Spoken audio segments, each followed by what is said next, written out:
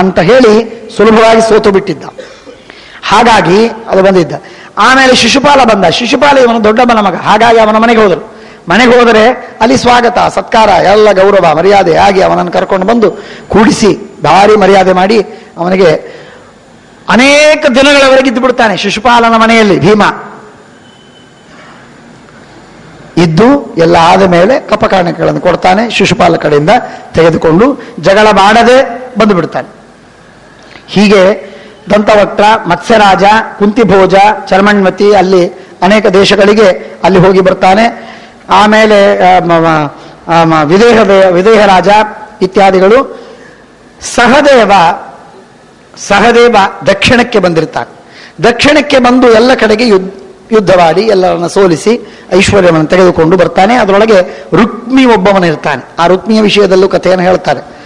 ಆ ರುಕ್ಮಿ ಒಬ್ಬವನಿರ್ತಾನೆ. ರುಕ್ಮಿ ಹೇಳ್ತಾನೆ ರುಕ್ಮಿಗೆ, ನಾವು ಹೀಗೆ ರಾಜಸೂಯಾಗ ಮಾಡ್ತಾ ಇದ್ದೀವಿ, ಕೃಷ್ಣನೇ ನಮ್ಮಲ್ಲಿ ಮುಖ್ಯವಾಗಿ ಬಂದು ನಿಂತು ಯಜ್ಞವನ್ನು ಮಾಡಿಸ್ತಾನೆ ಅಂತ ಹೇಳಿದಾಗ ರುಕ್ಮಿ ಸಾಫ್ಟ್ ಆಗಿಬಿಡ್ತಾನೆ. ನಮ್ಮ ತಂಗಿ ಬರ್ತಾಳಲ್ಲ ರುಕ್ಮಿಣಿ, ಆದ್ದರಿಂದ ಚಿಂತೆ ಇಲ್ಲ, ಯಾಕೆ ಜಗಳಾಡೋದು ಅಂತ ಹೇಳಿ ಅವನು ಹಣವನ್ನು ಕೊಟ್ಟು ಬಿಡ್ತಾನೆ. ಅನೇಕ ಉಡುಗೊರೆಗಳನ್ನು ಕೊಟ್ಟು ಕಳಿಸ್ತಾನೆ. ದಕ್ಷಿಣಕ್ಕೆ ಬರ್ತಾನೆ. ದಕ್ಷಿಣದ ಎಲ್ಲ ದೇಶಗಳಿಗೆ ಬರ್ತಾನೆ. ಭಾರಿ ವಿಚಿತ್ರ. ಅನೇಕ ಊರುಗಳು, ಸಣ್ಣ ಸಣ್ಣ ಊರುಗಳಿಗೂ ಕೆಲವು ಕಡೆಗೆ ಉಲ್ಲೇಖ ಪಡ್ತಾರೆ. ಬರ್ತಾನೆ. ಕೊನೆಗೆ ಹೋದಾಗ ರಾಮಸೇತುವನ್ನು ನೋಡಿ ಅಲ್ಲಿ ಹೋಗುವುದಕ್ಕಿಂತಲೂ ಮೊದಲಿಗೆ ಅಲ್ಲಿ ವಿಚಾರ ಮಾಡ್ತಾನೆ, ಲಂಕಾಪಟ್ಟಣಕ್ಕೆ ಕಲಿಸಬೇಕು. ಸಿಂಹಲ ದ್ವೀಪ ಲಂಕಾಪಟ್ಟಣ, ಅಲ್ಲಿ ಮತ್ತೆ ವಿಭೀಷಣ ಇದ್ದಾನೆ, ಅಲ್ಲೂ ಕೂಡ ನಮ್ಮ ಯಾರಾದರೂ ದೂತರು ಹೋಗಬೇಕು. ಯಾರು ಹೋಗಬೇಕು ಆಲೋಚನೆ ಮಾಡಿ ಘಟೋತ್ಕಚನ ಸ್ಮರಣೆ ಮಾಡ್ತಾನೆ. ಆಗ ಘಟೋತ್ಕಚ ಒಂದೇ ಕ್ಷಣದಲ್ಲಿ ಬಂದು ನಿಂತ. ಎದರಲ್ಲಿ ಏನು ಗಾತ್ರ, ಸಹದೇವ ಕುಳ್ಳ ಹುಡುಗ, ಘಟೋತ್ಕಚ ಎತ್ತರ ಮೇರು ಪರ್ವತ. ಅವನನ್ನು ನೋಡಿ ಆಲಿಂಗನ ಮಾಡ್ಕೋತಾನೆ, ಕಾಲಿಗೆ ಅಂತ ಅರ್ಥ. ಹೆಬ್ಬೆರಳಿಗೆ ಆಲಿಂಗನ ಮಾಡ್ಕೋತಾನೆ, ಆಶೀರ್ವಾದವನ್ನು ಮಾಡ್ತಾನೆ. ಅವನು ನಮಸ್ಕಾರ ಮಾಡಿದ. ಎಲ್ಲ ಮಾತಾಡಿದ ಮೇಲೆ ಅವನು ಹೇಳ್ತಾನೆ, ಇಲ್ಲ ವಿಭೀಷಣ ಹತ್ರ ಹೋಗಿ ಬರಬೇಕು.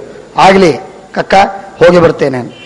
ಒಂದೇ ತುಂಡಿಗೆ ಎತ್ತಿ ಹಾರಿದ ಜರಾಸಂಧ ಘಟೋತ್ಕಚ. ಹೋಗಿ ಇಳಿದದ್ದು ಲಂಕಾಪಟ್ಟಣದಲ್ಲಿ ಬಾಗಿಲು ತಟ್ಟಿ ಅಲ್ಲಿ ಕೇಳ್ತಾನೆ. ದ್ವಾರಪಾಲಕರಿಗೆ ಹೇಳ್ತಾರೆ, ನಾನು ಈಗ ಬಂದೀನಿ, ಅರ್ಜುನನ ಕಡೆಯಿಂದ, ಭೀಮಸೇನ ದೇವರ ಕಡೆಯಿಂದ ಧರ್ಮರಾಜ ರಾಜಸೂಯ ಯಾಗ ಮಾಡ್ತಾ ಇದ್ದಾನೆ, ಅದಕ್ಕಾಗಿ ಬಂದೀನಿ. ನೋಡಿ ಎಷ್ಟು ವಿಚಿತ್ರ. ಟೆಲಿಪಥಿ ಅಲ್ಲ, ವಸ್ತುತಃ ರಾಮದೇವರು ಪರಂಧಾಮಕ್ಕೆ ಹೋಗುವಾಗ ವಿಭೀಷಣನಿಗೆ ಒಂದು ಮಾತು ಹೇಳಿರ್ತಾರೆ. ಶ್ರೀಮದಾಚಾರ್ಯ ಮಾತನ್ನು ಬರೀತಾರೆ. ವಿಭೀಷಣನಿಗೆ ಒಂದು ಮಾತು ಹೇಳಿರ್ತಾರೆ, ವಿಭೀಷಣ, ದ್ವಾಪರ ಯುಗದಲ್ಲಿ ನಾನು ಮತ್ತೆ ಕೃಷ್ಣ ಅಂತ ಅವತಾರ ಮಾಡ್ತೀನಿ, ನನ್ನ ಭಕ್ತರಾದ ಪಾಂಡವರು ರಾಜಸೂಯಾಗ ಮಾಡ್ತಾರೆ, ಅವರ ಪೈಕಿ ಯಾರಾದರೂ ನಿಮ್ಮ ಹತ್ರ ಒಬ್ಬರು ಬರ್ತಾರೆ, ಬಂದಾಗ ನೀನು ಕಪ್ಪ ಕಾಣಿಕೆಗಳನ್ನು ಕೊಟ್ಟು ಬಿಡು.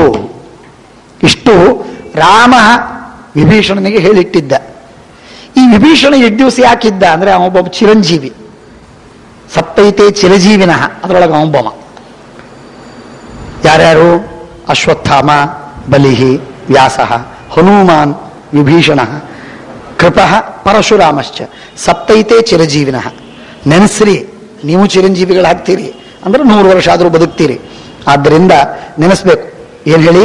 ಅಶ್ವತ್ಥಾಮ ಅಂದಲ್ಲ ಗಟ್ಟಿಯಾಗಿ, ಬ್ಯಾಡೇನ್ ಚಿರಂಜೀವಿತ್ತು ಬ್ಯಾಡೇನ್ ನಿಮಗೆ. ಅಶ್ವತ್ಥಾಮ, ಬಲಿಹಿ, ವ್ಯಾಸ, ಹನುಮಾಂಶ್ಚ, ವಿಭೀಷಣ, ಕೃಪ, ಪರಶುರಾಮಶ್ಚ. ಸಪ್ತೈತೆ ಚಿರಜೀವಿನಃ.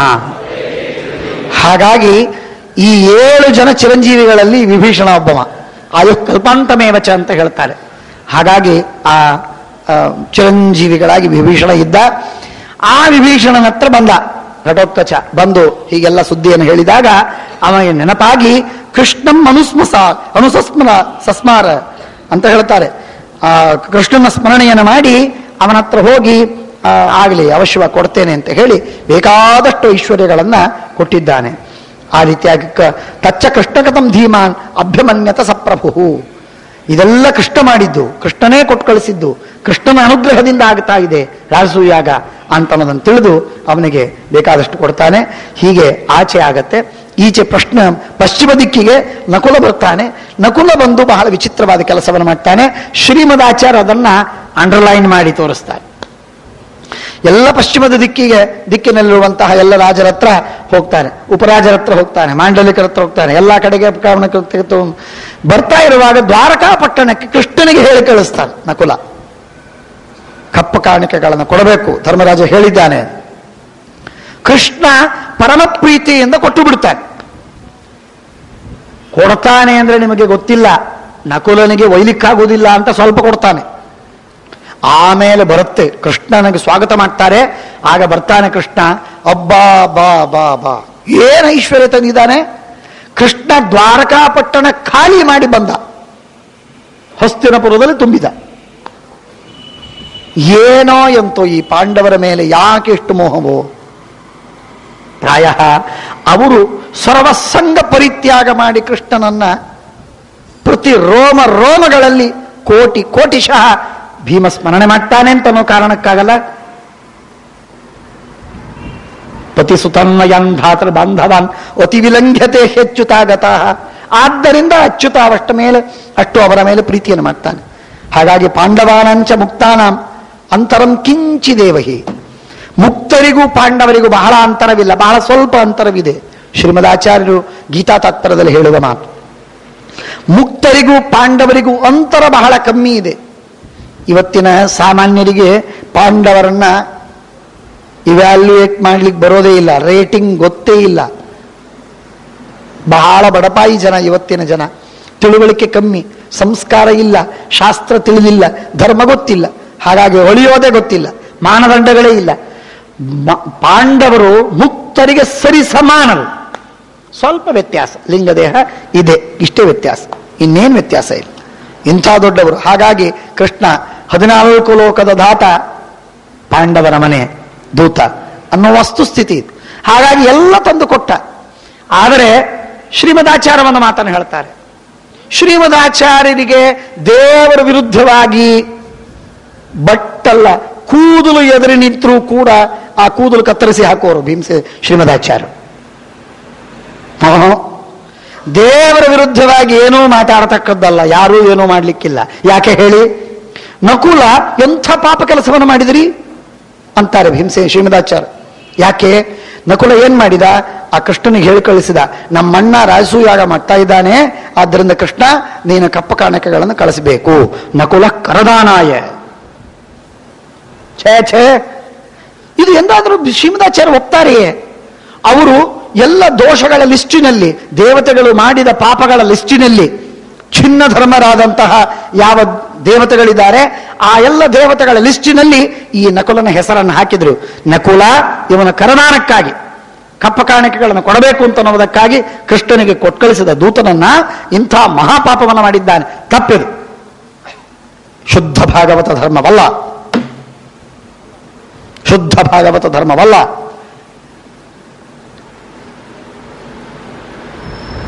ನೋಡಿ, ಅಂದ್ರೆ ಶುದ್ಧ ಭಾಗವತ ಧರ್ಮದ ಏನ್ ಪ್ಯೂರಿಟಿ, ಅದರ ಸ್ಯಾಂಕ್ಟಿಟಿ, ಅದರ ಎತ್ತರ, ಅದರ ಡಿಗ್ನಿಟಿ, ಅದರ ಮಹತ್ವ, ಅದರಿಂದ ಆಗುವ ಲಾಭ ಅದ್ಭುತ. ಶ್ರೀಮದಾಚಾರ್ಯ ದೃಷ್ಟಿಯೊಳಗೆ ಶುದ್ಧ ಭಾಗವತ ಧರ್ಮಕ್ಕೆ ಸರಿಸಮಾನವಾದದ್ದು ಮತ್ತೊಂದಿಲ್ಲ. ಅದರ ವಂಚನೆ ಯಾವ ಕ್ಷಣದಲ್ಲೂ ಆಗ್ಲಿಕ್ಕಿಲ್ಲ. ಇಂಥ ವಿಚಿತ್ರವಾದ ರೀತಿಯಲ್ಲಿ ಶ್ರೀಮದಾಚಾರ್ಯರು ಆಲೋಚಿಸ್ತಾರೆ. ಹಾಗಾಗಿ ಅದನ್ನು ಆ ತಪ್ಪು ಆ ಭಾಗವತ ಧರ್ಮದಲ್ಲಿ ನ್ಯೂನತೆ, ದೊಡ್ಡ ಅಪರಾಧ ಆಯಿತು ನಕುಲನಿಂದ ಅಂತ ನಮ್ಮ ಮಾತನ್ನ ನಮಗೆಲ್ಲಿ ತಿಳಿಸ್ತಾ ಇದ್ದಾರೆ. ಹೀಗಾಗಿ ಅಂತೂ ರಾಮಮಿಕ್ಷ್ವಾಕುನಾಥಂ ವೈ ಸ್ಮರಂತಂ ಮನಸಾತದ ಘಟೋತ್ಕಚನಿಗೆ ಕೊಟ್ಟಿದ್ದಾನೆ. ಎಲ್ಲವನ್ನು ತೆಗೆದುಕೊಂಡು ಬಂದು ತತ್ರಸ್ಥ ಪ್ರೇಷಯಾಮಾಸ ವಾಸುದೇವಾಯ ಭಾರತ ಸಚಾಸ್ಯ ಗತಭೀಹಿ ರಾಜನ್ ಪ್ರತಿಜಗ್ರಾಹ ಶಾಸನಂ. ಕೃಷ್ಣ ಪರಮ ಪ್ರೀತಿಯಿಂದ ಎಲ್ಲ ಕಪ್ಪ ಕಾಣಿಕೆಗಳನ್ನು ಕೊಟ್ಟ. ಆದರೆ ಆ ಕಾಣಿಕೆಯನ್ನು ಕೊಡುವುದಕ್ಕೆ ಕೃಷ್ಣನಿಗೆ ದೊಡ್ಡಸ್ತಿಕೆ ಇದೆ, ಆದರೆ ಹೇಳುವುದಕ್ಕೆ ಇವನಿಗೆ ಸಣ್ಣತನ ಬಂತು, ಪಾಪ ಬಂತು, ನ್ಯೂನತೆ ಬಂದಿದೆ. ಮಾತುಲಂ ಪ್ರೀತಿಪೂರ್ವೇಣ ಶಲ್ಯಂ ಚಕ್ರೇ ವಶೇ ಬಲಿ ಇತ್ಯಾದಿ ಶಲ್ಯನಿಂದಲೂ ತಂದಿದ್ದಾನೆ ಇತ್ಯಾದಿ. ಇಷ್ಟೆಲ್ಲ ಆದ ಮೇಲೆ ಅಥೈವಂ ಭ್ರುವತಾಮೇವ ತೇಷಾಂ ಅಭ್ಯಾಯಯೋ ಹರಿಹಿ. ಪರಮಾತ್ಮ ಇಷ್ಟು ಪಾಂಡವರು ಅಲ್ಲಿ ಕೂತ್ಕೊಂಡು ಮಾತಾಡ್ತಾ ಇದ್ದಾರೆ. ಎಲ್ಲ ವಿಧವಾದ ಯಜ್ಞದ ಸಂಭಾರವನ್ನ ಸಿದ್ಧಪಡಿಸಬೇಕು ಅಂತ ಮಾತಾಡ್ತಾ ಇದ್ದಾರೆ. ಏನ್ ಮಾಡಬೇಕು ಇತ್ಯಾದಿಗಳ ಆಲೋಚನೆಯನ್ನ ನಡೆಸಿದಾಗ ಋಷಿ ಪುರಾಣೋ ವೇದಾತ್ಮ ದೃಶ್ಯಶ್ಚೈವ ವಿಜಾನತಾಂ ಜಗತಃ ತಸ್ಥುಷಾಂ ಶ್ರೇಷ್ಠ ಪ್ರಭವಶ್ಚ ಅಪ್ಯಯಶ್ಚ ಭೂತಭವ್ಯ ಭವನ್ನಾಥ ಕೇಶವ ಕೇಶಸೂದನಃ ಆದಾವಂತೆ ಚ ಮಧ್ಯೆ ಚ ವಿಷ್ಣು ಸರ್ವತ್ರ ಗೀಯತೆ. ಕೃಷ್ಣನ ಹೆಸರು ಬಂದಾಗ ಆಗಾಗ ಆಗಾಗ ಆಗಾಗ ಮಧ್ಯ ಮಧ್ಯದಲ್ಲಿ ಭಗವಂತನ ಮಹಿಮೆಗಳನ್ನು ಹೇಳಲೇಬೇಕು ಮಹಾಭಾರತ. ಹಾಗಾಗಿ ಮಹಾಭಾರತದ ತಾತ್ಪರ್ಯದ ನಿರ್ಣಯವನ್ನು ಮಾಡಲು ಹೊರಟ ಶ್ರೀಮದಾಚಾರ್ಯರು ಮಾತು ಮಾತಿಗೆ ದೇವರ ಹೆಸರು ಬಂತು ಅಂದರೆ 10 ವಿಶೇಷಣಗಳನ್ನು ಜೋಡಿಸದೆ ಸೇರಿಸದೆ ಎಂದೆಂದಿಗೂ ದೇವರನ್ನು ಕರೆಯೋದಿಲ್ಲ. ಇಷ್ಟು ದೇವರ ಮೇಲೆ ಅಪಾರವಾದ ಪ್ರೀತಿಯನ್ನ, ಅಪಾರವಾದ ಭಕ್ತಿಯನ್ನ, ಅನಂತ ಭಕ್ತಿಯನ್ನು ಮಾಡುವ ಆಚಾರ್ಯರು ಶ್ರೀಮದಾಚಾರ್ಯರು. ಅವರು ಹೇಳ್ತಾರೆ, ಅಲ್ಲಿ ಬಲಾಧಿಕಾರೇ ನಿಕ್ಷಿಪ್ಯ, ದ್ವಾರಕಾಪಟ್ಟಣದಿಂದ ಬಿಟ್ಟು ಬರುವಾಗ ದ್ವಾರಕಾಪಟ್ಟಣದ ಜವಾಬ್ದಾರಿಯನ್ನು ಯಾರಿಗೆ ಕೊಟ್ಟ ಅಂತ ಕೇಳಿದರೆ ಆನಕದುಂದುಭಿ ವಸುದೇವ ಮಹಾಬಲಿಷ್ಠ ಅಪ್ಪ. ತಂದೆ ವಸುದೇವನಿಗೆ ಹೇಳಿದ, ಅಪ್ಪ ನಾನು ಸ್ವಲ್ಪ ಯಜ್ಞಕ್ಕೆ ಹೋಗಿ ಬರ್ತೇನೆ, ಅಲ್ಲಿವರೆಗೆ ನೀವು ಊರನ್ನು ನೋಡಿಕೋಬೇಕು ಅಂದಾಗ ಆಗಲಿ ಅಂತ ಹೇಳಿ ಆನಕದುಂದುಭಿ ವಸುದೇವ ಅವನು ಮತ್ತೆ ರಾಜ್ಯವನ್ನು ನೋಡ್ತಾ ಇದ್ದಾನೆ. ಬಲಾಧಿಕಾರೇ ನಿಕ್ಷಿಪ್ಯ ಸಮ್ಯಕ್ ಆನಕದುಂದುಭಿಂ ಉಚ್ಚಾವಚ ಮುಪಾದಾಯ ಧರ್ಮರಾಜಾಯ ಮಾಧವ ಧನೌಘಂ ಪುರುಷ ವ್ಯಾಘ್ರೋ ಬಲೇನ ಮಹತಾವೃತಃ. ಇದರ ಸ್ವಲ್ಪ ಅರ್ಥ ಹೇಳ್ತೀನಿ. ಉಚ್ಚಾವಚ ಮುಪಾದಾಯ, ಕೃಷ್ಣ ಭಂಡಾರಕ್ಕೆ ಹೋದ, ಬೊಕ್ಕಸಕ್ಕೆ ಹೋಗಿ ನೋಡಿದ, ದೊಡ್ಡದಾಗಿರತಕ್ಕ ಗಂಗಾಳಿತ್ತು ಬಂಗಾರದ್ದು, ಎತ್ತು ನಡೀತೋ ಅಂತಂದ, ಹಾಕಿದ್ರು. ಒಂದು ದೊಡ್ಡ ಕೊಡವಿತ್ತು ಅದನ್ನು ತಗೊಂಡ, ಒಂದು ಮಂಟಪ ಇತ್ತು ತಗೊಂಡ, ಪರ್ಯಂಕ ಇತ್ತು ತಗೊಂಡ, ರಥ ಇತ್ತು ತಗೊಂಡ, ಇನ್ನೇನೋ ಇತ್ತು ತಗೊಂಡ. ಹೋಗ್ತಾ ಹೋಗ್ತಾ ದಾರಿಯೊಳಗೆ ಬೆಂಡೋಲಿತ್ತು ಅದನ್ನು ಹಾಕೊಂಡ. ಉಚ್ಚಾವಚ ಸಣ್ಣ ಸಣ್ಣ ಸಣ್ಣ ಸಣ್ಣ ಆಭರಣಗಳನ್ನೂ ಬಿಡ್ಲಿಲ್ಲ ಪರಮಾತ್ಮ. ಏನು ಕಣ್ಣಿಗೆ ಸಿಕ್ತೋ ಅದನ್ನು ತಗೊಂಡ ಪರಮಾತ್ಮ. ಧರ್ಮರಾಜನ ಮನೆ ತುಂಬಬೇಕು, ಪಾಂಡವರಿಗೆ ಹಿಗ್ಗಾಗಬೇಕು, ಪಾಂಡವರ ಮೇಲೆ ಅನುಗ್ರಹ ಮಾಡಬೇಕು ಅಂತ ಅನ್ನೋದಕ್ಕಾಗಿ ಪರಮಾತ್ಮ ಹಿ ಗೋಸ್ ಆಲ್ ಔಟ್, ಅದನ್ನು ತೋರಿಸ್ತಾನೆ. ಉಚ್ಚಾವಚ ಮುಪಾದಾಯ, ಮಹಾಭಾರತದ ಶಬ್ದ ನೋಡಿ, ಐತಿಹಾಸಿಕ ಶಬ್ದ ಅದು. ಉಚ್ಚಾವಚ ಮುಪಾದಾಯ, ಸಣ್ಣ ಸಣ್ಣ ಆಭರಣಗಳನ್ನ, ಸಣ್ಣ ಸಣ್ಣ ಹಣವನ್ನ ಎಲ್ಲೋ ಯಾರೋ ಒಂದು ಡಬ್ಬಿ ಕೊಟ್ಟಿದ್ರು, ಇಂಥದ್ದೊಂದು ಡಬ್ಬಿ ನೀವೇನಾದ್ರೂ ಇಟ್ಟಿರಿ, ಸ್ವಲ್ಪ ಆಗಾಗ ಏನಾದರೂ ಕೊಡ್ತು ಬರ್ರಿ, ಯಜ್ಞ ಆಗಕ್ಕೆ ಏನಾದರೂ ಇದ್ರೆ ನೀವು ಉಪಯೋಗಿಸ್ತು ಬರ್ರಿ ಅಂತ ಕೊಟ್ಟಿದ್ರು. ಅದರೊಳಗೆ 1 ರೂಪಾಯಿ ಹಾಕ್ತಾ ಇದ್ದ ಕೃಷ್ಣ, ಸಾಂಬ, ಅವರು ಇವರು, ಪ್ರದ್ಯುಮ್ನ, ಅನಿರುದ್ಧ, ರುಕ್ಮಿಣಿ, ಸತ್ಯಭಾಮ. ಅವರ ಮನೆಯಲ್ಲಿ ಏನೋ ಡಬ್ಬಿ ಇತ್ತೋ, ಬಾಕ್ಸ್ ಇತ್ತೋ ಅದನ್ನು ತಗೊಂಡ ಪರಮಾತ್ಮ ಇತ್ಯಾದಿ. ಅರ್ಥ ತಿಳ್ಕೊಳ್ಳಿ, ತಾತ್ಪರ್ಯ ಎಲ್ಲೆಲ್ಲಿ ಏನೇನು ಸಿಕ್ತೋ, ಏನೇನು ಕಂಡಿತೋ, ಏನು ಕಾಲಿಗೆ ಬಿತ್ತೋ, ಕೈಗೆ ಸಿಕ್ತೋ ಅದನ್ನೆಲ್ಲ ಪರಮಾತ್ಮ ಹಾಕೊಂಡು ಬಳಕೊಂಡು ಹೋದ ಅಂತಂದ್ರೆ ತಪ್ಪಿಲ್ಲ. ಸ್ಥಾವರ ಪದಾರ್ಥಗಳೇನು ಉಳಿದು ಏನೇನು ಕೈಗೆ ಸಿಕ್ಕು ಅವನ್ನೆಲ್ಲ ತಗೊಂಡು ಹೋದ ಪರಮಾತ್ಮ ದ್ವಾರಕಾಪಟ್ಟಣಕ್ಕೆ. ಏನ್ ಪ್ರೀತಿ ಪರಮಾತ್ಮನಿಗೆ. ಉಚ್ಚಾವಚ ಮುಪಾದಾಯ ಧರ್ಮರಾಜಾಯ ಮಾಧವ ಧನೌಘಂ ಪುರುಷ ವ್ಯಾಘ್ರೋ ಬಲೇನ ಮಹತಾವೃತಃ. ದೊಡ್ಡ ಸೈನ್ಯವನ್ನು ತೆಗೆದುಕೊಂಡು ಪರಮಾತ್ಮ ಹೊರಟಿದ್ದಾನೆ. ಧೌಮ್ಯ ದ್ವೈಪಾಯನ ಮುಖೈ ಋತ್ವಿಗ್ಭ್ಯ ಪುರುಷ ವೃಷಭ. ಸಾಕ್ಷಾತ್ ವೇದವ್ಯಾಸ ದೇವರು ವಿರಾಜಮಾನರಾಗಿದ್ದಾರೆ, ಋತ್ವಿಜರಾಗುವುದಕ್ಕಾಗಿ ಸಿದ್ಧರಾಗಿದ್ದಾರೆ.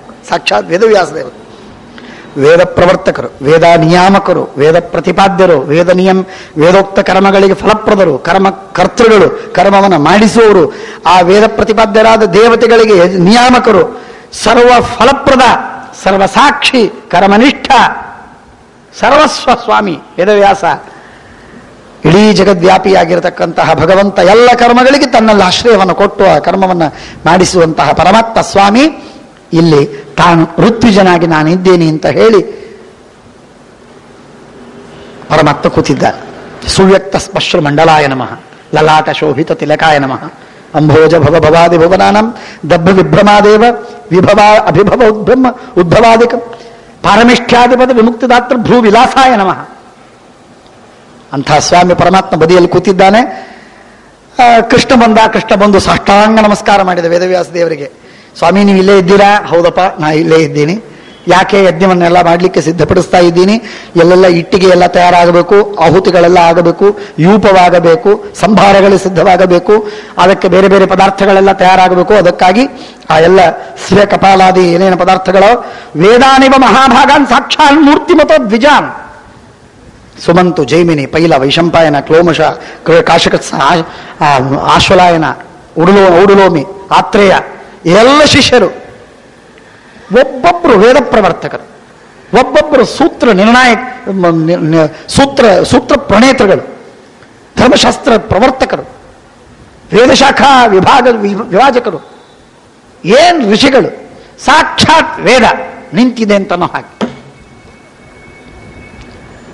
ಒಬ್ಬೊಬ್ರು ಯಥಾಯೋಗ್ಯವಾಗಿ ಅನಂತ ವೇದಗಳನ್ನು ತಿಳಿದ ಮಹಾನುಭಾವರು ವೇದವ್ಯಾಸದೇವರ ಶಿಷ್ಯರು. ಅವರೆಲ್ಲ ಕೂತಿದ್ದಾರೆ ಸುತ್ತಲ ವೇದವ್ಯಾಸದೇವರ ಸುತ್ತ. ಹೇಳ್ತಾರೆ, ವೇದಾನಿವ ಮಹಾಭಾಗಾನ್ ಸಾಕ್ಷಾನ್ ಮೂರ್ತಿ ಮತೋದ್ವಿಜಾನ್ ಸ್ವಯಂ ಬ್ರಹ್ಮತ್ವಮ ಕರೋತ್. ಸ್ವಯಂ ಪರಮಾತ್ಮ ತಾನು ಬ್ರಹ್ಮತ್ವವನ್ನು ಮಾಡಿದ್ದಾನೆ. ಒಬ್ಬರು ಹೋತೃಗಳು, ಒಬ್ಬರು ಅಧ್ವರಿಯು.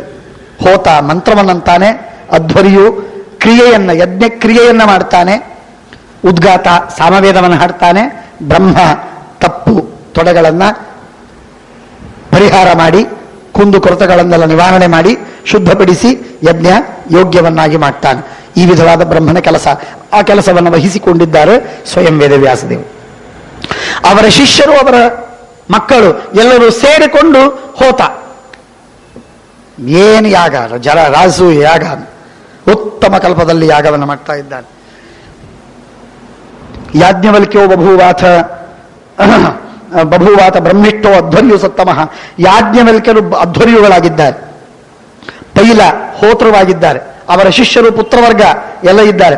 ತೇವಾಚಯಿತ್ವ ಪುಣ್ಯಾಹಂ, ಪುಣ್ಯಾಹವಾಚನ ಶುರುವಾಯಿತು. ಅಲ್ಲಿ ಬೇರೆ ಬೇರೆ ಮಂತ್ರಗಳ ಊಹವನ್ನು ಮಾಡಬೇಕಾಗುತ್ತೆ. ಆ ಊಹವನ್ನೆಲ್ಲ ಮಾಡಿದ್ದಾರೆ. ಊಹಿತ್ವಾಚತಂ ವಿಧಿಂ ತತ್ತಚಕ್ರೋನುಜ್ಞಾತ ಶರಣನ್ಯುತ ಶಿಲ್ಪಿನಃ. ಅನೇಕ ಮನೆಗಳನ್ನು ಕಟ್ಟಿದ್ದಾರೆ, ಬೇರೆ ಬೇರೆ ವಾಸಸ್ಥಾನ, ಕೆರೆಗಳು, ಸರೋವರ, ಬಾವಿ ಎಲ್ಲ ವ್ಯವಸ್ಥೆಗಳಿವೆ. ಪ್ರತಿಯೊಂದು ಸುವ್ಯವಸ್ಥಿತವಾಗಿ. ಆಮಂತ್ರಣಾರ್ಥಂ ದೂತಾಂಸ್ತಂ ಪ್ರೇಷಯಸ್ವಾಶುಕಾಂಧೃತಂ. ಇಷ್ಟಾದಾಗ ಮೊದಲೇ ಹೇಳಿ ಬಂದಿದ್ರು, ಆದರೂ ವಿಶೇಷವಾಗಿ ಹೇಳಿ ಬರುವುದಕ್ಕೆ ಆಮಂತ್ರಣ ಕೊಟ್ಟು ಬರಲಿ ಅಂತ ಹೇಳಿ ದೂತರನ್ನು ಕೊಟ್ಟು ಕಳಿಸ್ತಾನೆ. ವೇದವ್ಯಾಸದೇವರು ಹೇಳ್ತಾರೆ, ಎಲ್ಲ ರಾಜರಿಗೆ ಯಾರಿಂದ ನೀವು ಕಪ್ಪ ಕಾಣಿಕೆಗಳನ್ನು ತಂದಿಲ್ಲ ಅವರೆಲ್ಲರಿಗೆ ನೀವು ಆಮಂತ್ರಣವನ್ನು ಕೊಟ್ಟು ಕಳಿಸಿ. ದೂತರನ್ನು ಕೊಟ್ಟು ಕಳಿಸ್ತಾನೆ. ಅತ್ಯಂತ ವೇಗದ ಕುದುರೆಗಳ ಮೇಲೆ, ರಥದ ಮೇಲೆ ಕೂತ್ಕೊಂಡು ದೂತರು ಹೋಗಿ ಆಮಂತ್ರಣವನ್ನು ಕೊಟ್ಟು ಬರ್ತಾರೆ. ಎಲ್ಲ ರಾಜರಿಗೆ, ಸಕಲರಿಗೂ ಕೊಡ್ತಾರೆ. ಸ್ವತಃ ನಕುಲನ್ನು ಕೊಟ್ಟು ಕಳಿಸ್ತಾರೆ. ಬ್ರಾಹ್ಮಣನ್ ಭೂಮಿಪಾನಥ ವಿಶೇಷ ಮಾನ್ಯಾನ್ ಶೂದ್ರವಶ್ಚ.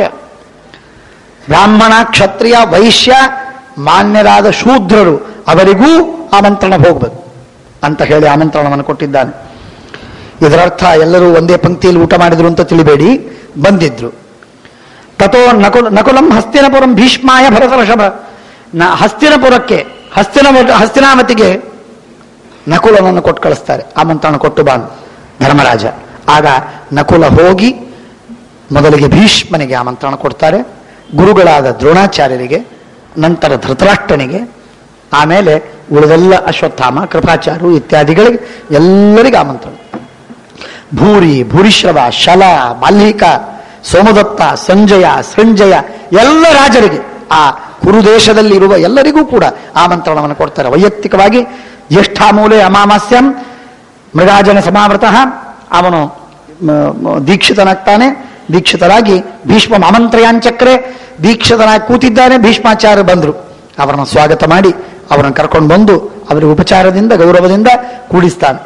ಹೀಗೆ ಎಲ್ಲರೂ, ಧೃತರಾಷ್ಟ್ರ, ಭೀಷ್ಮ, ವಿದುರ, ದುರ್ಯೋಧನಾದಿಗಳು ಎಲ್ಲರೂ ಬರ್ತಾರೆ. 100 ಜನ ದೊಡ್ಡ ಬೆಟಾಲಿಯನ್ ಮಹಾವಕ್ರದೃಷ್ಟಿಯಿಂದ ಬರ್ತಾರೆ. ಎಲ್ಲಾ ಕಡೆ ನೋಡ್ತಾ ನೋಡ್ತಾ ಬರ್ತಾರೆ. ಪಾಪ ಏನ್ ಮಾಡ್ಬೇಕು ಅವರು? ಸತ್ಕೃತ್ಯ ಆಮಂತ್ರತಃ ಸರ್ವೇ ಆಚಾರ್ಯ ಪ್ರಮುಖಸ್ತಃ. ಶುಕುನಿ ಬಂದ, ದೊಡ್ಡ ವ್ಯಕ್ತಿ. ಕರ್ಣ ಬಂದ, ಶಲ್ಯ ಬಂದ, ಭೂರಿಶ್ರವ, ಶಲ. ಕರ್ಣ ದುರ್ಯೋಧನ ಕರ್ಣನಿಗೆ ಫೋನ್ ಮಾಡಿ ಮಾತಾಡಿದ್ರು. ನೀನು ಹೋಗ್ತೀಯಾ, ನಾನು ಬರ್ತೇನೆ. ನೀ ಹೋಗ್ತೀಯಾ, ನಾನು ಬರ್ತೇನೆ. ಇಬ್ರು ಗಳಸ್ಯ ಕಂಠಸ್ಯ ಹಗ್ಗಸ್ಯ ಉರುಳಸ್ಯ, ಇಬ್ರು ಕೂಡ ಸತ್ರು. ಆ ಕರ್ಣ ಮತ್ತು ದುರ್ಯೋಧನ ಇಬ್ರು ಕೂಡಿ ಮಾತಾಡಿಕೊಂಡು ಬಂದರು. ಪ್ರಾಯ ಅವರಿಬ್ಬರು ಬಂದಿದ್ದಾರೆ. ಶಲ್ಯ, ಬಾಲ್ಹಿಕ, ಸೋಮದತ್ತ, ಭೂರಿಶ್ರವ, ಶಲ, ಅಶ್ವತ್ಥಾಮ, ಕೃಪಾ, ದ್ರೋಣ, ಜಯದ್ರಥ, ಉದ್ದ ಎತ್ತರೋ ಎತ್ತರ ಸಾಧ್ಯ, ಯಜ್ಞಸೇನ, ಸಾಲ್ವ, ಭಾಗ್ಯೋತಿಷ, ಭಗದತ್ತ ಎಲ್ಲರೂ ಬಂದಿದ್ದಾರೆ. ಮ್ಲೇಚ್ಛರು ಬಂದಿದ್ದಾರೆ, ಗಿರಿಜನರು ಬಂದಿದ್ದಾರೆ, ಪರ್ವತೀಯರು ಬಂದಿದ್ದಾರೆ, ಎಲ್ಲಾ ಜನ ಬಂದಿದ್ದಾರೆ. ಯಾವ ಯಾವ ದೇಶಕ್ಕೆ ಹೇಳಿ ಕಳಿಸಿದ್ರು ಎಲ್ಲ ಬಂದರು. ಇದರ ಮಧ್ಯದಲ್ಲಿ ಏನಾಗಿದೆ ಅಂತಂದ್ರೆ ಬಾಣಾಸುರನ ಊರಿಗೆ ಹೋಗಿದ್ದಾರೆ. ಬಾಣಾಸುರನ ಊರಿಗೆ ಹೋಗಿದ್ದಾರೆ ಭೀಮಸೇನ ದೇವರು. ಭೀಮಸೇನ ದೇವರು ಹೋಗುವಾಗ ಮಧ್ಯದಲ್ಲಿ ರುದ್ರದೇವರು ಹುಲಿಯ ವೇಷವನ್ನು ಹಾಕಿಕೊಂಡು ಬಂದು ಯುದ್ಧವನ್ನಾಡಿದ್ದಾರೆ ಭೀಮಸೇನ ದೇವರ ಜೊತೆಗೆ. ಘನಘೋರ ಯುದ್ಧವನ್ನಾಡಿದರು. ಆ ಹುಲಿಯನ್ನು ಮರ್ದನ ಮಾಡಿ ಭೀಮಸೇನ ದೇವರು ಸಾಗಿದರು ಮುಂದೆ. ಆಮೇಲೆ ರುದ್ರದೇವರು ತಲೆಬಾಗಿ ನಮಸ್ಕಾರ ಮಾಡಿಬಿಟ್ಟು ಬಾಣಾಸುರನ ಹತ್ರ ಹೋದಾಗಲೂ ಕೂಡ ರುದ್ರದೇವರು ಹೇಳ್ತಾರೆ ಬಾಣಾಸುರನಿಗೆ, ಇವನು ಕೊಟ್ಟುಬಿಡು ಕಪ್ಪೆ ಕಾರಣಗಳನ್ನ, ಮಹಾಪರಾಕ್ರಮಿ ಇವನು, ಸುಮ್ಮನೆ ಹುಡುಗಾಟಿಕೆ ಮಾಡ್ಲಿಕ್ಕೆ ಹೋಗಬೇಡ ಇತ್ಯಾದಿ. ಹೀಗೆ ಬೇರೆ ಬೇರೆ ದೇಶಕ್ಕೆ ಹೋಗಿ ಬಂದು ಯುದ್ಧವಾಡಿದ್ದೆಲ್ಲ ಕಥೆ ಇದೆ. ಅದು ತಾತ್ಪರ್ಯ ನಿರ್ಣಯದಲ್ಲಿ. ಇಲ್ಲಿ ಬೇರೆ ಬೇರೆ ಕಡೆಗೆ ಬಂದದ್ದನ್ನ ಶ್ರೀಮದಾಚಾರ್ಯ ಒಂದು ಕಡೆಗೆ ಸಂಗ್ರಹ ಮಾಡಿ ಹೇಳಿದ್ದದು. ಹಾಗಾಗಿ ಆ ರೀತಿಯಾಗಿ ಎಲ್ಲ ಕಡೆಗೆ ಆಗಿದೆ. ಶಿಶುಪಾಲೋ ಮಹಾವೀರ್ಯ ಸಹ ಪುತ್ರೇಣ ಭಾರತ. ಶಿಶುಪಾಲ ಬಂದ, ಶಿಶುಪಾಲನ ಜೊತೆಗೆ ಅವನ ಮಗನೂ ಬಂದಿದ್ದ. ಯಾಕೆ ಬಂದಿದ್ದ ಅರ್ಥ ಮಾಡ್ಕೊಂಡ್ಬಿಡ್ರಿ, ಯಾಕಂದ್ರೆ ಬೇಕಲ್ಲ ಯಾರಾದ್ರೂ ಒಬ್ರು. ರಾಮಶ್ಚೈವ ಅನಿರುದ್ಧಶ್ಚ ಕಂಕಶ್ಚ ಸಹಸಾರಣ. ರಾಮ, ಅನಿರುದ್ಧ, ಗದ, ಪ್ರದ್ಯುಮ್ನ, ಸಾಂಬ, ಚಾರುದೃಷ್ಣ, ಉಲ್ಮುಖ, ನಿಷಠ, ಇವರಿಬ್ಬರು ಉಲ್ಮುಖ ನಿಷಠ ಬಲರಾಮದೇವರ ಮಕ್ಕಳು, ಅವರೆಲ್ಲ ಬಂದಿದ್ದಾರೆ. ಮಧ್ಯದೇಶದ ಜನ ಎಲ್ಲ ಬಂದಿದ್ದಾರೆ. ವಿಶ್ರಾಂತಾಸ್ತೆ ತಥೋಪಶ್ಯನ್ ಭೂಮಿಪ ಭೂರಿ ದಕ್ಷಿಣಂ. ಬಂದ್ರು, ಸ್ನಾನ ಮಾಡಿದ್ರು, ಊಟ ಮಾಡಿ ವಿಶ್ರಾಂತಿ. ಮೊದಲನೇ ದಿವಸ ಪೂರ್ಣ ವಿಶ್ರಾಂತಿ, ಚೆನ್ನಾಗಿ ವಿಶ್ರಾಂತಿಯನ್ನು ತಗೊಂಡು ಸಾಯಂಕಾಲ ಶುರುವಾಯ್ತು. ಎಲ್ಲ ಕಡೆ ಕಾರ್ಯಕ್ರಮ, ನೋಡೋದು, ಬರೋದು, ಭೇಟಿಯಾಗೋದು, ಸದಸ್ಯರು, ಪಾರ್ಥಿವರು. ನೀವು ಯಾವಾಗ ಬಂದ್ರಿ, ನೀವು ಯಾವಾಗ ಹೋಗ್ತೀರಿ, ನೀವು ಯಾವಾಗ ಬಂದ್ರಿ, ನೀವು ಯಾವಾಗ ಹೋಗ್ತೀರಿ, ಇವೇ ಮಾತುಗಳು ಎಲ್ಲ ಕಡೆಗೆ ಮಾತಾಡ್ತಾ ಇದ್ದಾರೆ. ಕೊಡೋದು, ತೆಗೆದುಕೊಳ್ಳೋದು, ತಿನ್ನೋದು, ಊಟ ಮಾಡೋದು. ಪ್ರತ್ಯುದ್ಗಮ್ಯ ಯುಧಿಷ್ಠಿರ ಅಭಿವಾದ್ಯ ಮಾಮಗೃಹಂತು ಯದಿಯಾಸ್ತೆ ಧನಮ್ಮ. ಸ್ವಾಮಿ, ಇಲ್ಲೇನು ಐಶ್ವರ್ಯವಿದೆ ಇದೆಲ್ಲ ನಿಮ್ಮದು, ನೀವು ಹೇಗಾದರೂ ವಿನಿಯೋಗ ಮಾಡಬಹುದು. ಭೀಷ್ಮಾಚಾರ್ಯಗೆ, ಧೃತರಾಷ್ಟ್ರನಿಗೆ, ದ್ರೋಣಾಚಾರ್ಯಗೆ ಮತ್ತು ಧರ್ಮರಾಜ ಹೇಳ್ತಾ ಇದ್ದಾನೆ. ಆಮೇಲೆ ಈ ಹೊರಗಿನ ಜನ ಎಲ್ಲ ಬರ್ತಾರಲ್ಲ, ಬೇರೆ ಬೇರೆ ಬೇರೆ ಬೇರೆ ಜನ, ಆ ಬಂದ ಶೂದ್ರಾದಿಗಳಿಗೆ, ಕ್ಷತ್ರಿಯರಿಗೆ, ವೈಶ್ಯರಿಗೆ ಇಷ್ಟೆಲ್ಲ ಮಾಡಿದ್ದಾರೆ. ಇದರೊಳಗೆ ಒಂದು ವ್ಯವಸ್ಥೆ, ಒಬ್ಬೊಬ್ಬರಿಗೆ ಒಂದೊಂದು ಜವಾಬ್ದಾರಿಯನ್ನು ವಹಿಸಿಕೊಡ್ತಾನೆ ಪರಮಾತ್ಮ. ಭಾರಿ ವಿಚಿತ್ರ. ಧರ್ಮರಾಜನ ಅಧ್ಯಕ್ಷತೆ, ಧರ್ಮರಾಜನ ಕೂಡಿಸಿದ್ದಾರೆ ಮುಖ್ಯಸ್ಥಾನ. ಕೃಷ್ಣ ಎಲ್ಲ ವ್ಯವಸ್ಥೆ ಮಾಡೋದು. ನೀ ಇದನ್ನು ಕೆಲಸ ಮಾಡಬೇಕು, ನೀ ಇದನ್ನು ಕೆಲಸ ಮಾಡಬೇಕು, ನೀ ಕೆಲಸ ಮಾಡಬೇಕು ಹೇಳ್ತಾ ಇರುವಾಗ ಶೂದ್ರರು ಬರ್ತಾರೆ, ಕ್ಷತ್ರಿಯರು ಬರ್ತಾರೆ, ವೈಶ್ಯರು ಬರ್ತಾರೆ, ಬೇರೆ ಬೇರೆ ಜನ ಬರ್ತಾರೆ. ಅವರೆಲ್ಲರೂ ಊಟ ಮಾಡಿದ ಮೇಲೆ ಎಲೆ ಹಾಕಿ ಎಂಜುಲೋಮ ಮಾಡೋದು. ಎರಡನೇ ಪಂಕ್ತಿ ಊಟಕ್ಕೆ ಕೂಡೋದಕ್ಕೆ ಬ್ರಷ್ನಿಂದ ಒರೆಸೋದು, ಶುದ್ಧವಾಗಬೇಕದು. ಎಂದೆಂದಿಗೂ ಮೈಲಿಗೆ ಉಳಿಲಿಕ್ಕಿಲ್ಲ, ಮುಸುರೆ ಉಳಿಲಿಕ್ಕಿಲ್ಲ, ಹಸಿ ಆಗಲಿಕ್ಕಿಲ್ಲ. ಹಾಗೆಲ್ಲ ವ್ಯವಸ್ಥೆ ಮಾಡೋದು. ಪಂಕ್ತ್ಯಾರೋಪಣ ಕಾರ್ಯೇಚ ಉಚ್ಛಿಷ್ಟಾಪನಯನೇ ಪುನಃ ಭೋಜನಾವೇಕ್ಷಣೆ ಚೈವ ಯುಯುತ್ಸುಂ ಸಮಯೋಜಯತೆ. ಯುಯುತ್ಸು ಅಂದ್ರೆ ಯಾರು? ಅವನು ವೈಶ್ಯ ಸ್ತ್ರೀಯಲ್ಲಿ ಹುಟ್ಟಿದಂತಹ ಒಬ್ಬ ಅವನು ಮಗ, ಧೃತರಾಷ್ಟ್ರನ ಪುತ್ರ. ಹಾಗಾಗಿ ಅವನು ಧರ್ಮರಾಜನ ತಮ್ಮ ಇದ್ದ ಹಾಗೆ, ದುರ್ಯೋಧನನ ಕೊನೆಯ ತಮ್ಮ, ಬಹಳ ಸಾತ್ವಿಕ. ಅವನಿಗೆ ಹೇಳಿದ, ನೀನು ಎಂಜಲಗೋಮ ಮಾಡೋ ಕೆಲಸ, ಎಲೆ ಹಾಕೋ ಕೆಲಸ, ಇದ್ರ ವ್ಯವಸ್ಥೆ ನಿನ್ ಜವಾಬ್ದಾರಿ ಅಂತ ಅವನಿಗೆ ಒಪ್ಪಿಸಿದ. ಬಹಳ ಮಹತ್ವದ ಮಾತು, ಸರಿಯಾಗಿ ತಿಳ್ಕೊಳ್ಳಿ, ನಿಧಾನಕ್ಕೆ ಅರ್ಥ ಮಾಡ್ಕೋಬೇಕು. ಇದೊಂದು ಭೋಜನಾವೇಕ್ಷಣೆ ಚೈವ, ಊಟಕ್ಕೆ ಕೂತಾಗ ವ್ಯವಸ್ಥೆ ಮಾಡೋದು, ಎಲ್ರಿಗೂ ಸರಿಯಾಗಿ ಬಂತೋ ಇಲ್ವೋ ಅವರವರಿಗೆ ಉಪಚಾರವನ್ನು ಮಾಡೋದು, ಇದೆಲ್ಲ ನಿನ್ ಜವಾಬ್ದಾರಿ. ಭಕ್ಷ್ಯಭೋಜ್ಯಾಧಿಕಾರೇಶು ದುಶ್ಯಾಸನ ಯೋಜಯತೆ. ದುಶ್ಯಾಸನಿಗೆ ಹೇಳ್ತಾ ಇದ್ದಾನೆ, ಅಡಿಗೆ ಮಾಡಿಸೋ ಜವಾಬ್ದಾರಿ ನಿಂದು. ಮಾಡಿಸ್ತೀನಿ ಅಂತಂದ. ಮಾಡಿಸು, ಏನ್ ಬೇಕದು ಮಾಡಿಸು, ನಿನಗೆ ಎಷ್ಟು ಬೇಕು ಅಂತ ಅನಿಸ್ತದೆ ಅಷ್ಟು ಭಕ್ಷ್ಯ ಮಾಡಿಸು. ಭಕ್ಷ್ಯ ಭೋಜ್ಯಾಧಿಕಾರೇಶು ದುಶ್ಯಾಸನ ಯೋಜಯತೆ. ನೋಡಿ ಯಾರ್ಯಾರನ್ನು ಇಟ್ಟಿದ್ದಾನೆ. ಪ್ರಾರಬ್ಧ, ಧರ್ಮರಾಜನ ಪ್ರಾರಬ್ಧ, ಭೀಮಸೇನ ದೇವರು ಪ್ರಾರಬ್ಧ. ಇಂಥವರು ಬಳಗದವರಾಗಿದ್ದಾರೆ, ಅವರಿಗೆ ಜವಾಬ್ದಾರಿ ಒಪ್ಪಿಸಬೇಕಾಗಿದೆ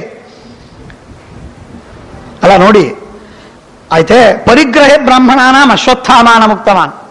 ಅಶ್ವತ್ಥಾಮಾಚಾರ್ಯ ಹೇಳಿದ, ಬ್ರಾಹ್ಮಣರು ಬರ್ತಾರೆ ಸ್ವಾಮಿ, ಬಂದರು ಅಂತಂದ್ರೆ ಅವ್ರಿಗೆ ಸತ್ಕಾರ ಮಾಡಿ, ಅವರವರ ಯೋಗ್ಯತಾನುಸಾರ, ಅವರು ಸುಧಾ ಓದಿರ್ತಾರೆ, ವ್ಯಾಸತ್ರೆ ಓದಿರ್ತಾರೆ, ಸರ್ವಮೂಲ ಓದಿರ್ತಾರೆ, ಋಗ್ವೇದ, ಯಜುರ್ವೇದ ಇತ್ಯಾದಿ ಇತ್ಯಾದಿ, ಅವರವರ ಯೋಗ್ಯತಾನುಸಾರವಾಗಿ ಅವರಿಗೆ ಬಾವಿ ನೀರೇ ಆಗಬೇಕು, ನದಿ ನೀರೇ ಆಗಬೇಕು, ಇವೆಲ್ಲ ಅವರ ಮಡಿ ಇರ್ತದೆ.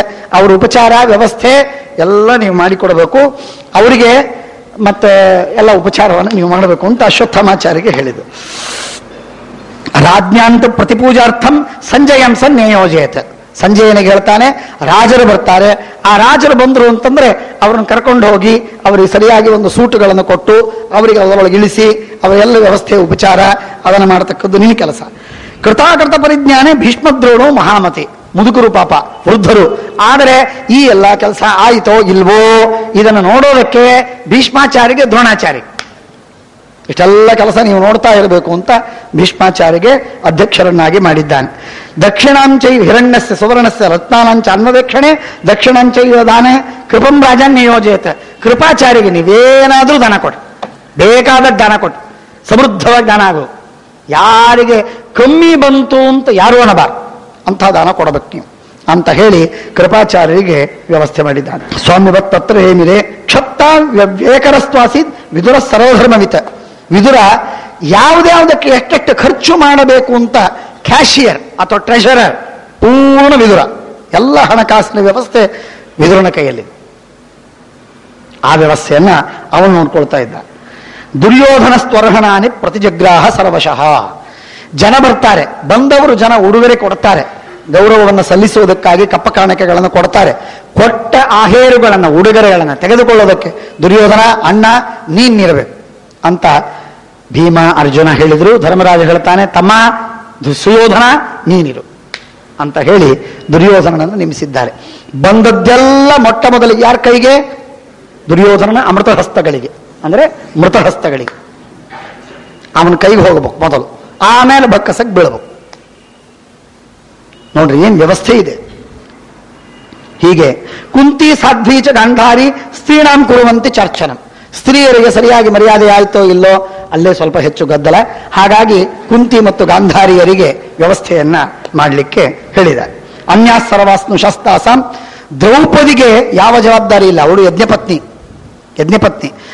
ಹಾಗಾಗಿ ಉಳಿದವರೆಲ್ಲರಿಗೆ ಕಾಲಿ ಅಂತ ಧರ್ಮರಾಜನ ಭೀಮಸೇನ ದೇವರ ಹೆಂಡತಿ, ಆಮೇಲೆ ದೇವಕಿ ಅಂತ ಧರ್ಮರಾಜನ ಹೆಂಡತಿ, ಆಮೇಲೆ ಸಹದೇವನ ಹೆಂಡತಿ ಸಹದೇವಿ ಅಂತ, ಹೀಗೆಲ್ಲ ಅನೇಕ ಜನ, ಸುಭದ್ರ ಇತ್ಯಾದಿಗಳೆಲ್ಲ ಇದ್ದಾರೆ. ಅವರೆಲ್ಲರಿಗೆ ಉಳಿದ ವ್ಯವಸ್ಥೆಗಳನ್ನು ಅವರ ಕೈ ಕೆಳಗೆ ಕೆಲಸ ಮಾಡೋದಕ್ಕೆ ಕೊಟ್ಟಿದ್ದಾನೆ. ತಿಷ್ಠೇತ್ ಕೃಷ್ಣಾಂತಿಕೆ ಸೋಯಂ ಅರ್ಜುನ ಕಾರ್ಯಸಿದ್ಧಯೇ. ಕೃಷ್ಣನ ಹತ್ತಿರ ಏನೇ ಕೆಲಸವಾಗಬೇಕು ಅಂತ ಅನ್ನೋದಕ್ಕೆ ಅರ್ಜುನ ನಿಂತಿರಬೇಕು ಅಂತ ಹೀಗೆಲ್ಲ ವ್ಯವಸ್ಥೆ ಆಯ್ತು. ಇಷ್ಟೆಲ್ಲ ಆಯ್ತು. ಕೃಷ್ಣ ಏನ್ ಜವಾಬ್ದಾರಿ ತಗೊಂಡ? ಏನ್ ಸ್ವಾಮಿ ಪರಮಾತ್ಮ ಭಗವಂತಂದು ದಿಗಲಾಗತ್ತೆ. ಸ್ಟಾರ್ಟಲಿಂಗ್ ಹೇಳ್ತಾನೆ, ಚರಣಕ್ಷಾಲನೆ ಕೃಷ್ಣೋ ಬ್ರಾಹ್ಮಣಾನಾಂ ಸ್ವಯಂ ಹ್ಯಭೂ. ಎರಡರ್ಥ.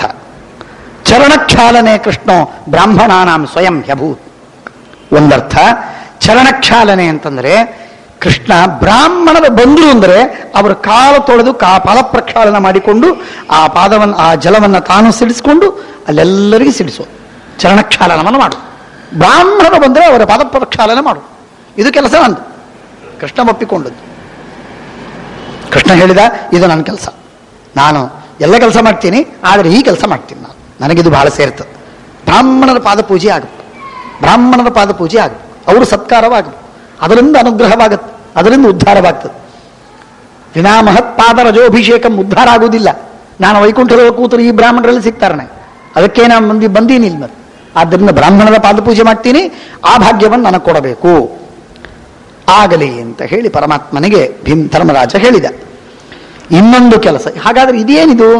ಅಲ್ಲಿ ನಾವು ಕೇಳಿದ್ದೇವೆ, ಬ್ರಾಹ್ಮಣರ ಎಂಜುಲು ಹೋಮ ಮಾಡಿದ ಎಲೆಯೆಲ್ಲ ಬಳೆದು ಪರಮಾತ್ಮ ರಾಜಸೂಯ ಯಾಗದಲ್ಲಿ ರಾಜೇಶ್ವರ ರಾಜರು ಮೊದಲಾದ ಸುರರೆಲ್ಲರೂ ಭೋಜನವನ್ನೇ ಮಾಡಿ ಎಂಜಲು ಮೊದಲಾದ್ದು ರಾಜೀವಾಕ್ಷ ಎತ್ತಿದ ಆಯಾಸದಿಂದಲೋ ಕಟಿಯಲ್ಲಿ ಕರವಿಟ್ಟನು. ಪರಮಾತ್ಮ ವಿಠ್ಠಲ ಯಾಕೆ ಸೊಂಟದ ಮೇಲೆ ಕೈ ಇಟ್ಟ ಅಂದರೆ, ಶ್ರಮವಾದಾಗ ಕೈ ಮೇಲೆ ಸೊಂಟದ ಮೇಲೆ ಕೈ ಇಡ್ತಾನೆ ಮನುಷ್ಯ. ಹಾಗೆ ಕೃಷ್ಣನಿಗೆ ಶ್ರಮ ಮಾಡಿತು. ಕೃಷ್ಣನೇ ವಿಠ್ಠಲ, ಕೃಷ್ಣನೇ ವೆಂಕಟೇಶ, ಕೃಷ್ಣ ವೆಂಕಟೇಶ ವಿಠ್ಠಲ ಒಂದೇ ಅವತಾರ. ಹಾಗಾಗಿ ವಿಠ್ಠಲ ಯಾಕೆ ಸೊಂಟದ ಮೇಲೆ ಕೈ ಇಟ್ಟ ಅಂತಂದ್ರೆ, ಎಂಜಲು ಗೋಮ ಮಾಡಿದಾಗ ಅದನ್ನ ಬಳೆದು ಬಹಳ ಶ್ರಮವಾದದ್ದಕ್ಕೆ ಸೊಂಟದ ಮೇಲೆ ಕೈ ಇಟ್ಟೇನೋ ಅಂತ ಕೇಳ್ತಾರೆ ದಾಸರು. ಹಾಗಾದ್ರೆ ಇಲ್ಲಿ ಪಾದ ಪ್ರಕ್ಷಾಳನ ಅಂತ ಇದೆ, ಎಂಜಲು ಗೋಮದ ಮಾತೇ ಬಂದಿಲ್ಲಲ್ಲ ಅಂತ ಅನಿಸ್ತದೆ. ಅದಕ್ಕೆ ಇನ್ನೊಂದರ್ಥ, ಚರಣಕ್ಷಾಲನೆ ಬ್ರಾಹ್ಮಣಾನಾಂ ಸ್ವಯಂಭೂತ್. ಚರಣ ಅಂದ್ರೆ ಏನು? ಚರ ಗತಿಭಕ್ಷಣಯೋಹೋ. ಚರಣ ಅನ್ನುವ ಶಬ್ದಕ್ಕೆ ಅರ್ಥವೇನು? ಚರಣ ಅಂದ್ರೆ ಪಾದ, ಕಾಲು ಅಂತ ಒಂದರ್ಥ. ಚರಣ ಅಂತ ಅನ್ನುವ ಶಬ್ದಕ್ಕೆ ತಿನ್ನುವುದು ಅಂತ ಅರ್ಥ. ತಿನ್ನುವುದು ಅಂತ ಒಂದರ್ಥ ಇದು, ಗೊತ್ತಾಯ್ತಲ್ಲ. ಹಾಗಾಗಿ ಚರಣ ಅಂತನೋ ಶಬ್ದಕ್ಕರ್ಥವೇನು? ತಿನ್ನುವುದು, ತಿಂದದ್ದು, ತಿಂದದ್ದರ ಕ್ಷಾಲನ ಅಂದರೆ ಎಂಜಲು ಗೋಮ ಅಂತೇ ಅರ್ಥವಾಯ್ತು. ಹಾಗಾಗಿ ಬಂದಾಗ ಪಾದ ಪ್ರಕ್ಷಾಳನೆ, ಊಟ ಆದ ಮೇಲೆ ಎಂಜಲು ಗೋಮ, ಈ ಎರಡೂ ಕೆಲಸಗಳನ್ನು ನಾನು ಮಾಡ್ತೇನೆ ಅಂತ ಪರಮಾತ್ಮ ಹೇಳಿಕೊಂಡ. ಹಾಗಾಗಿ ದಾಸರು ಹೇಳಿದ ಮಾತು ತಪ್ಪಲ್ಲ, ಮಹಾಭಾರತದಲ್ಲಿ ಇದ್ದದ್ದೇ, ಮಹಾಭಾರತದಲ್ಲಿ ಇದ್ದದ್ದನ್ನೇ ಅವರು ಒಂದರ್ಥವನ್ನ ಅಲ್ಲಿ ಹೇಳಿಕೊಟ್ಟಿದ್ದಾರೆ. ಹಾಗಾಗಿ ಪಿಪ್ರೂಷು ಫಲಮುತ್ತಮಂ, ಯಾಕೆ ಅಂದರೆ ಸರ್ವಲೋಕ ಸಮಾವೃತ್ತ ಪಿಪ್ರೂಷು ಫಲಮುತ್ತಮಂ, ಉತ್ತಮ ಫಲ ಸಿಗಬೇಕು ನಮಗೆ. ರಾಜಸೂಯ ಯಾಗದೊಳಗೆ ನನಗೆ ಮಹಾಪುಣ್ಯ ಬರಬೇಕು ಅಂತ ಕೃಷ್ಣನಿಗೆ ಅಪೇಕ್ಷೆಯಂತೆ. ಕೃಷ್ಣನಿಗೆಲ್ಲಿ ಪುಣ್ಯ, ಕೃಷ್ಣನಿಗೆಲ್ಲಿ ಪಾಪ, ಕೃಷ್ಣನಿಗೆಲ್ಲಿ ಕರ್ಮ, ಕೃಷ್ಣನಿಗೆಲ್ಲಿ ಫಲ, ಕೃಷ್ಣನಿಗೆ ನಾನು ಹೆಚ್ಚಿನ ಲಾಭ, ಏನು